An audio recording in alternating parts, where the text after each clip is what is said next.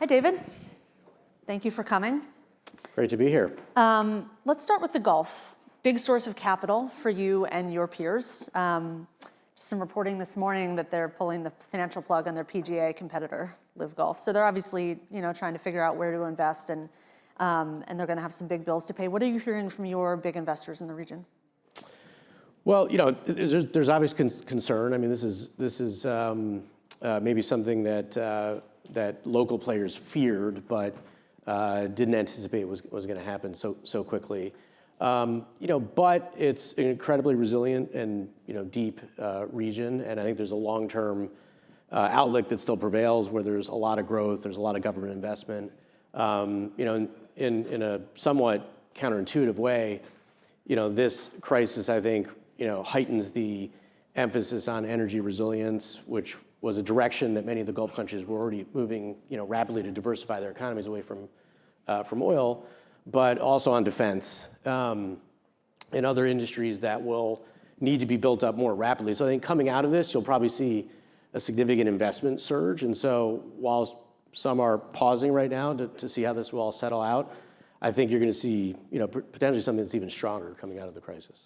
And what about it from, a sort of human capital standpoint? Wall Street firms rushed in what, historically speaking, now looks like sort of a period of calm in a pretty volatile region. I don't know sort of your mix of expats versus locals, but it had been a hardship posting for a while, and I think it was just starting to not become one. And I'm curious how you think about talent in the region. Well, I mean, honestly, before this, it's really been a great place to have a posting and a great place to live, and I think it will return to that. We just opened up our office in Abu Dhabi, and there's an incredible talent pool of folks in the region, outside the region, that want to work and live there. I don't really see that changing. There's a lot of things in the plus column around that. Not paying taxes helps. Well, there's some beneficial aspects to living there. It's developed a lot in terms of services and healthcare and mobility and all that. With the new Dubai airport, it's going to be the largest airport hub in the world. And so from the perspective of bringing capital, businesses that will invest there, the kind of positive flywheel that happens with those two things, it's not going to stop. Okay. You're in the business of buying companies, making them better, and then selling them. And that last piece has been tough for the industry for a couple of years. IPOs have been slow, M&A has been picking up maybe, but a little more at the public company level. How real is the pressure in your portfolio, and what is sort of your honest answer to LPs who ask when are they going to get their money back?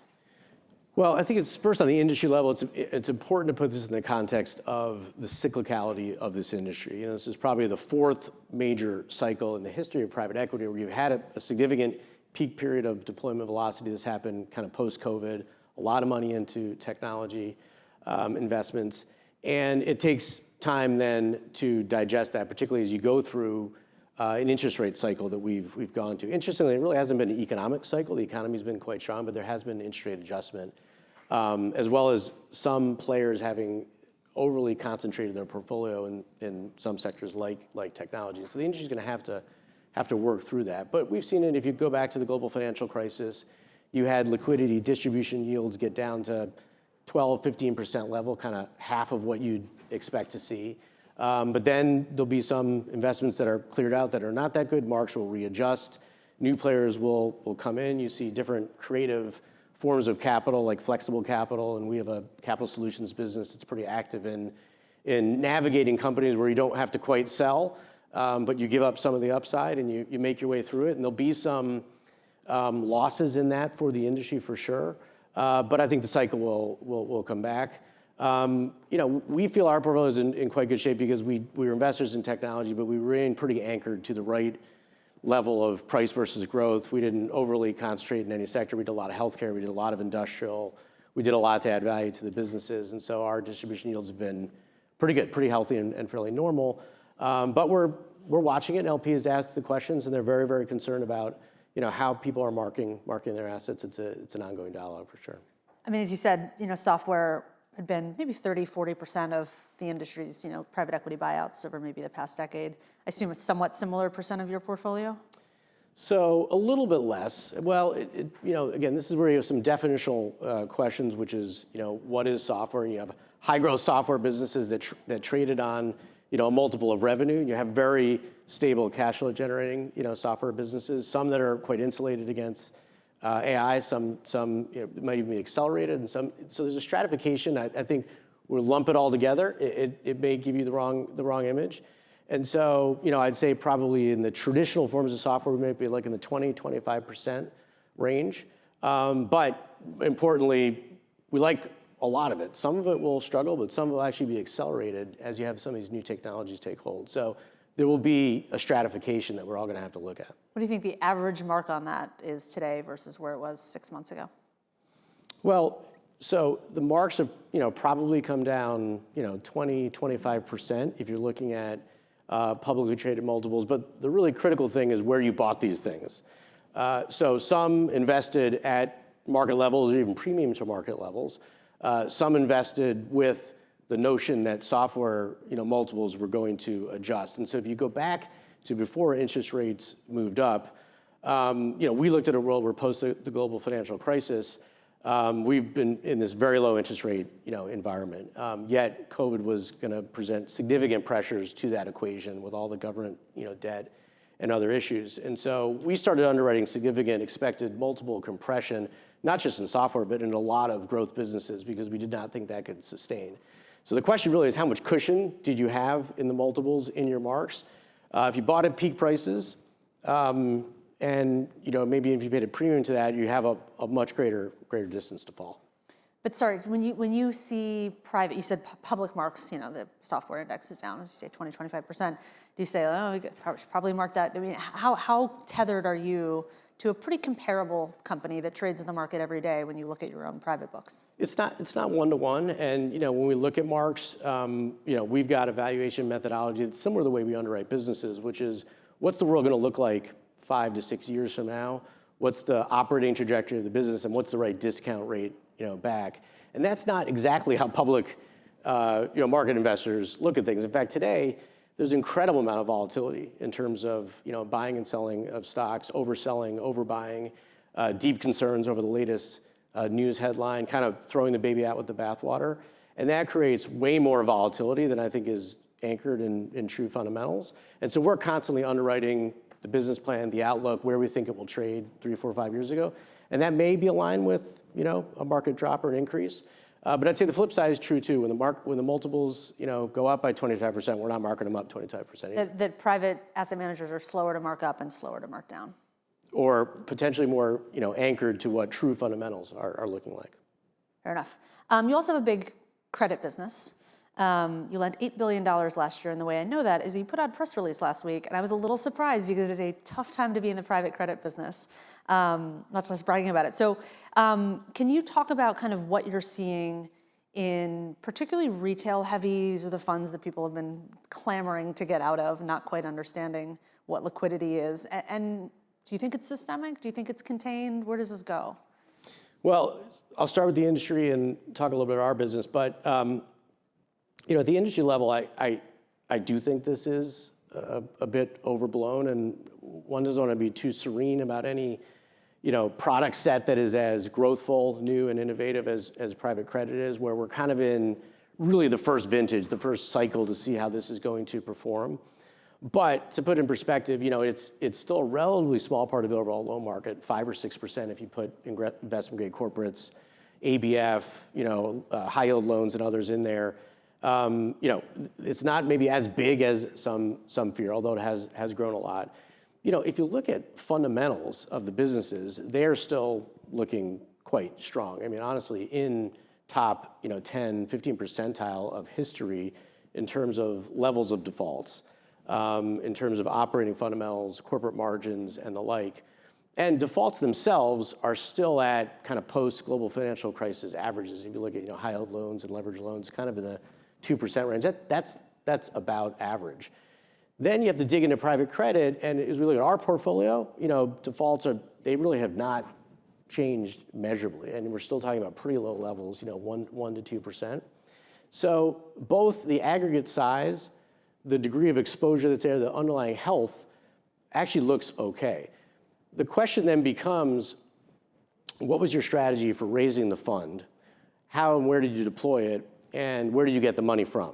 And that's where there's different approaches. And so if you were a large cap private credit investor with a lot of new retail money, and you blew through these funds a lot, and you went into a lot of consortium financing deals where spreads were not as interesting and there were very limited lender protections, as was the case in the last cycle with a lot of covenant-light debt, that looks tougher, both from a fund management and return perspective, but that's also where you're seeing greater redemptions. If you were focused on kind of more middle market where there's covenants and there's protections, you were more measured in how you're deploying it, the spreads inherently are better there, there's not as much software, there's not as much concentrated sectors, that looks a lot better. And by the way, if that was supported by institutional capital, which is much more used to this asset class than retail, you're okay. So I think the headlines are about this part, the retail, large cap, lots of money, not much lender protection. And I think that will lead to returns that might be quite challenged and cause investors to not want to go back into that sector anytime soon. Is it a contagious issue to the rest of the system?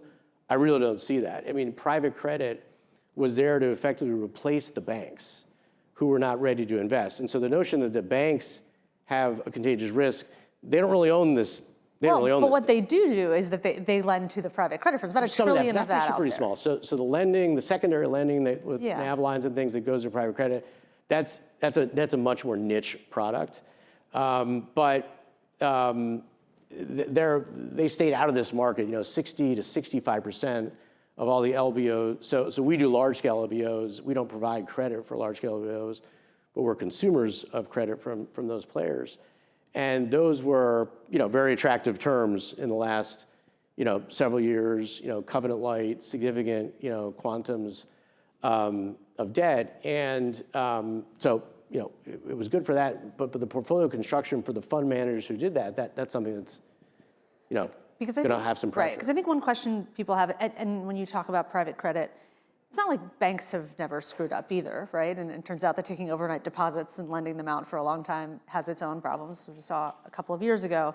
But I think the question that, at least that I have, is it plugged into the system in a way that we don't appreciate, right? Is it either this back leverage from banks that you're talking about? Yeah. A lot of it is insurance money, right? I don't think most life insurance policyholders wake up in the morning and understand exactly where their premium check is ending up. I mean, are there places where it is plugged in that we're only going to find out when something trips up?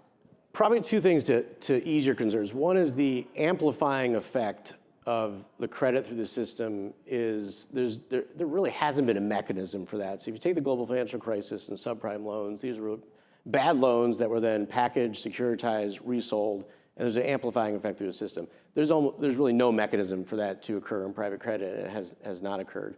The second piece is back to the point of just the scale. These other loans that banks are involved in relative to this, it's really quite small. Insurance, same thing. Insurance companies have some private credit portfolios, but they're much, much bigger into investment-grade corporates, into rated note feeder structures that are pretty much investment-grade, and ABF, which are much more cash flow generative, hard asset-backed loans. So private credit is actually relatively small. Let me ask about ABF. This is asset-backed finance. And when I think of asset-backed lending, I think of a mortgage or an aircraft lease, where if you stop paying the loan, they can come and take the thing, right?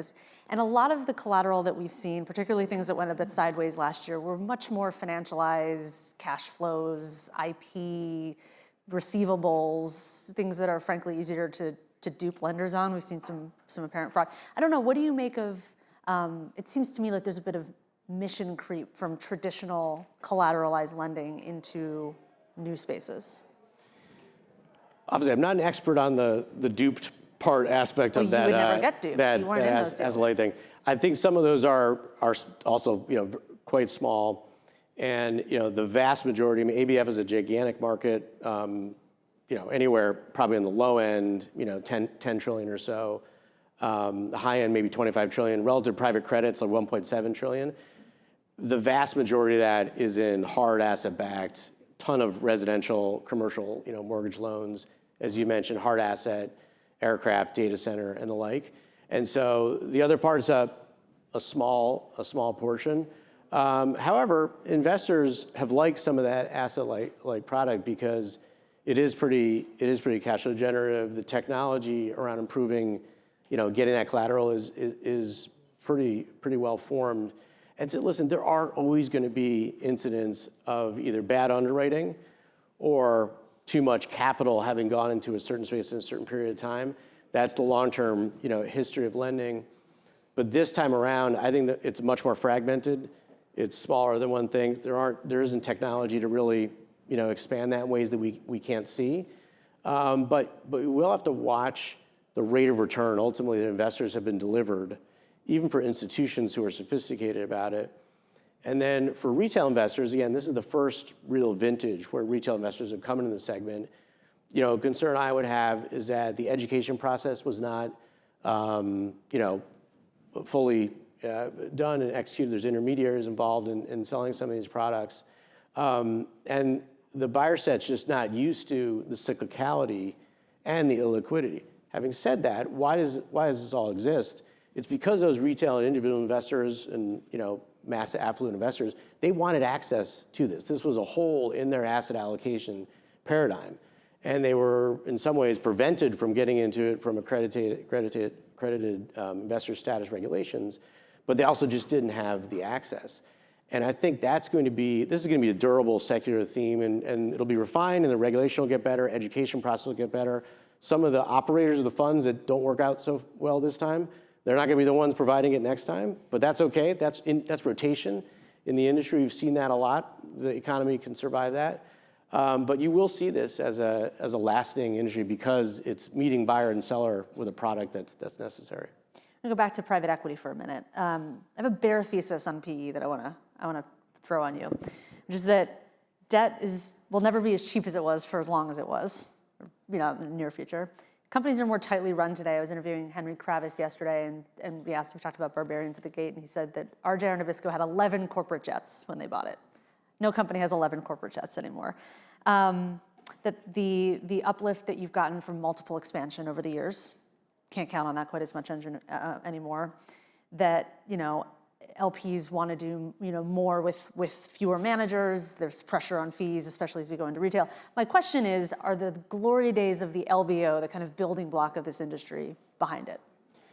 First of all, and I don't agree with all the tenets there, but it's a U.S.-centric view that you've just articulated, because there are many non-U.S. markets where you actually still have a lot of the investment thesis that was so interesting, about buyouts and private equity back in the 80s and 90s that I'm talking about. Still many countries in Europe, Japan, Asia, India, China, these are just getting underway with kind of, we've seen the movie before, interesting opportunity.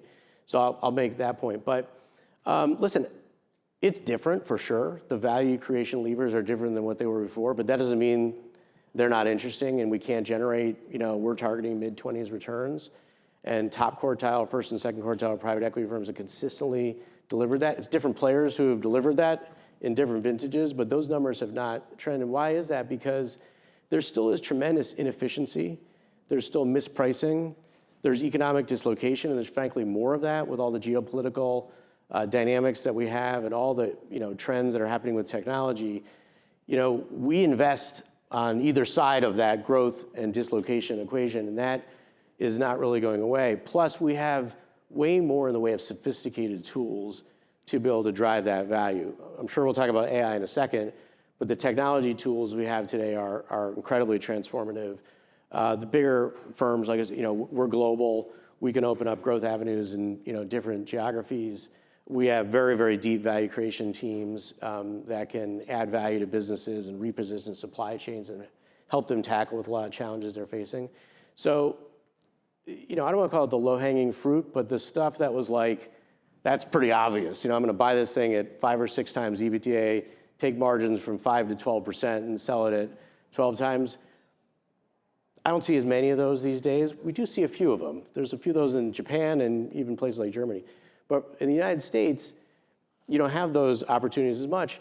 But there are tremendous growth and value creation levers that are still there, but they require many more capabilities, and that's why we're all much bigger firms, and we have deep vertical capabilities and knowledge. We have a 200-person value creation team that's literally like an army of specialists that can really go fix wide-ranging problems that are much tougher for public companies to address, or for sleepier family-owned companies to address. That's a pretty persistent trend in my view. We'll have to leave it there. That's all the time we have. Thank you so much, David. Great, thank you.